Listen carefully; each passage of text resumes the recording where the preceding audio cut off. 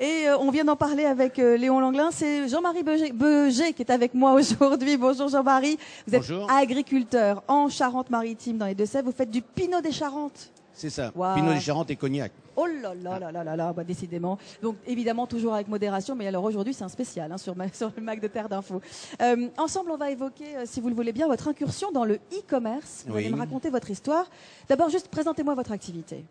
Donc moi, c'est une entreprise familiale. J'ai repris la suite de mes parents il y a déjà quelques années. Ça commence à se voir. Il y a une quarantaine d'années que nous faisons le salon. Donc nous sommes présents dans le hall 7-2. D'accord. Donc venez le voir dans le hall 7-2. Attention. Voilà.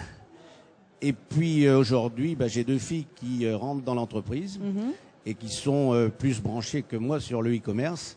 Et donc depuis l'an dernier, nous sommes passés au e-commerce. D'accord. Parce que vous étiez déjà, vous commercialisez déjà vos produits. Oui. Et là, c'est quoi? C'est vos filles qui vous ont poussé à rentrer dans le e-commerce? Non, on y pensait un petit peu avant. parce que je pense ça que la jeune génération commandera de plus en plus par les mails.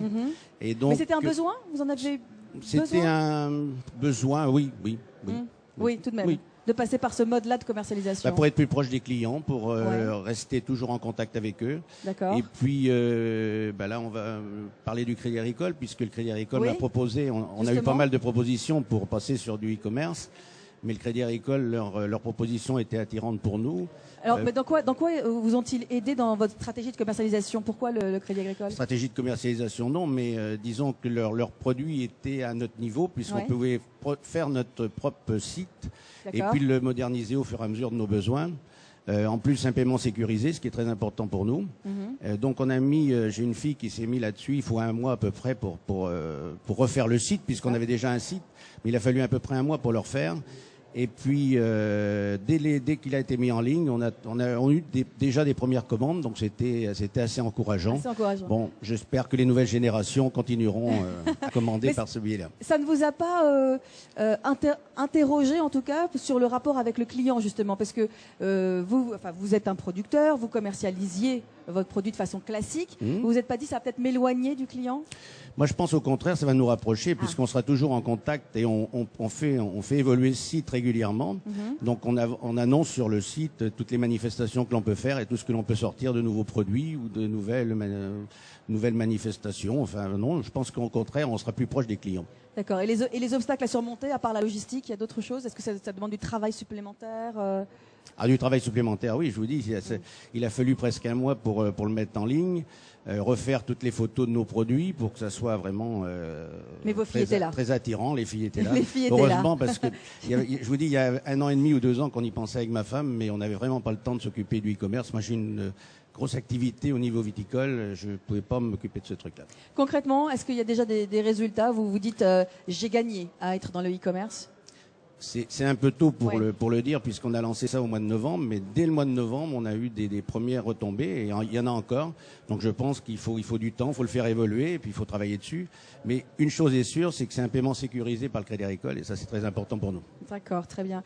Est-ce que vous pensez que ça pourrait être l'avenir du monde agricole? Est-ce que vous diriez à vos collègues, faites comme moi, ça va passer par là maintenant?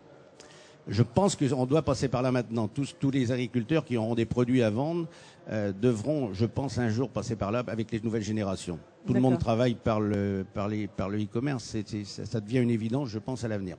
D'accord, très bien. Donc, vous rappelez le nom de votre site? Où est-ce qu'on peut vous trouver? Le nom de mon site, oui, c'est www. Tant qu'à faire, on y est, c'est le moment là. Oui, c'est le moment de faire de la pub, mais j'étais pas venu là pour ça. Oui, enfin quand même, tant qu'à faire. Donc www.belger.com. Très bien.